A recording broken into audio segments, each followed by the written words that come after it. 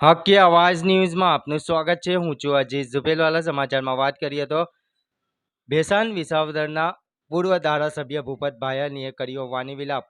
કોંગ્રેસના રાહુલ ગાંધીને જણાવ્યા નપુસક અને અન્ય પાર્ટીના સભ્યોને ગણાવ્યા આલિયા, માલિયા અને જમાલિયા જેવા નિવેદનને લઈ કોંગ્રેસના કાર્યકરોમાં ભારે રોષ જોવા મળી રહ્યો હતો અને ભૂપત ભાયાણીએ કીધું હતું કે રાહુલ ગાંધી નપુસક છે તેવા વ્યક્તિને દેશની કમાન ન સોંપાય અને પીએમ મોદીને ગણાવ્યા સી જેવા વિવાદિત નિવેદનને લઈ કોંગ્રેસ પાર્ટી અને જનતામાં ભારે રોષ જોવા મળી રહ્યો હતો।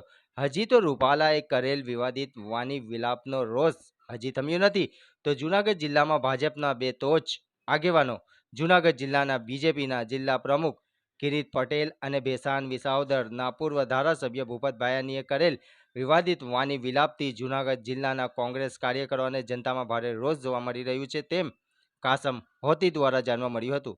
રિપોર્ટ રૂઝે બરબ। આપણું નેતૃત્વ, આપણો જનપ્રતિનિધિ એ કોઈ વાતો કરવા માટેથી એમને વિજય નથી મળતો, પરંતુ આપણે વિજયના વિશ્વાસ સાથે એમાં આપણે પોતાએ પરિશ્રમ આપવો પડે છે। આપણે ગમે તેટલી વાત કરી દઈએ, અહીંયા ઉપસ્થિત તમામ લોકોને એમ કહેવાની જરૂર નથી કે તમારે ભારતીય જનતા પાર્ટીને મત આપો, પરંતુ એમ કહેવાની જરૂર છે કે તમારે તમારા ગામમાંથી, તમારા બૂથમાંથી 370 થી પણ વધારે મત લીડ ભારતીય જનતા પાર્ટીને મળે એના માટેની કમર કસવાની છે। અને આપણે આશા રાખીએ છીએ કે આ વખતે વિસાવદર વિધાનસભામાં આપણે 90,000 પ્લસ મત 90,000 મત આપણે જો કાઢીશું તો વિસાવદર વિધાનસભામાં આપણને 30,000 ની લીડ મળશે। અને એ પણ હું તમને કહી દઉં છું કે સૌથી ઓછી લીડ આપણી હશે તો પણ, આટલો ટાર્ગેટ રાખીએ છીએ તો પણ ઉનાના ધારાસભ્ય, ઉનાના સંગઠન ટીમે કીધું કે અમે 1 લાખની લીડ આપશું। એ જ રીતે કોડીનાર હોય, તાલાળા હોય, માંગરોળ હોય,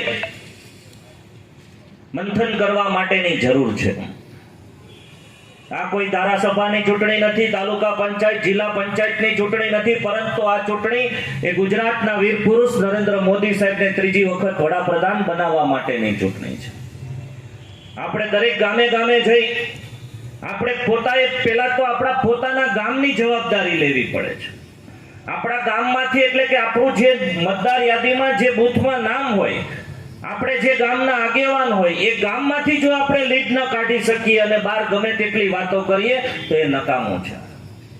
તો સૌ પ્રથમ પહેલી વાત, અહીંયા ઉપસ્થિત તમામ કાર્યકર્તા, વડીલો, યુવાન દોસ્તો પેલા એ નક્કી કરે કે હું મારા ગામમાંથી આ વખતે 370 થી પણ વધારે લીડ ભારતીય જનતા પાર્ટીને આપીશ, નરેન્દ્ર મોદી સાહેબને આપીશ, જેમના નેતૃત્વમાં 500 વર્ષ પછી રામ મંદિર બન્યું છે। એ મારો પહેલો મત, એ મારા ગામનો દરેક મત હું ભગવાન શ્રી રામના ચરણોમાં અર્પણ કરીશ। આવો જ્યારે આપણે મંત્ર કરીશું ત્યારે આપણને પરિણામ મળશે। અને રાજનીતિમાં પરિણામ એ મહત્વની વસ્તુ છે। વાતો કરવાથી કંઈ નહીં થાય, પરંતુ જ્યાં સુધી આપણે પરિણામ નહીં બતાવીએ ત્યાં સુધી આપણે રાજેશભાઈ ઉપર આપણા કામનો અધિકાર નહીં પેદા કરી શકીએ।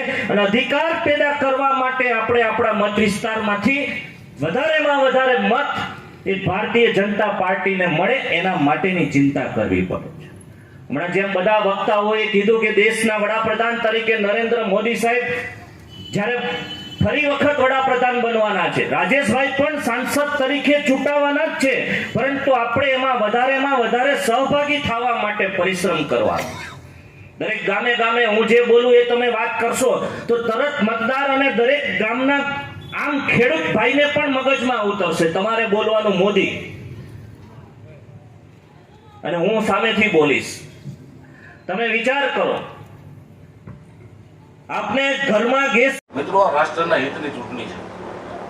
આપ સૌ સમજી શકો કે રાહુલ ગાંધી જેવા નપુંસક વ્યક્તિત્વના હાથમાં દેશની કમર ન સોંપી શકાય। સમજી શકીએ ને બધા? હે તો આલિયા, માલિયા, જમાલિયા બધા એક કુંડીએ પાણી પીવે છે બધા। શું કામે? કે બીજી કુંડીએ આપણો સિંહ છે।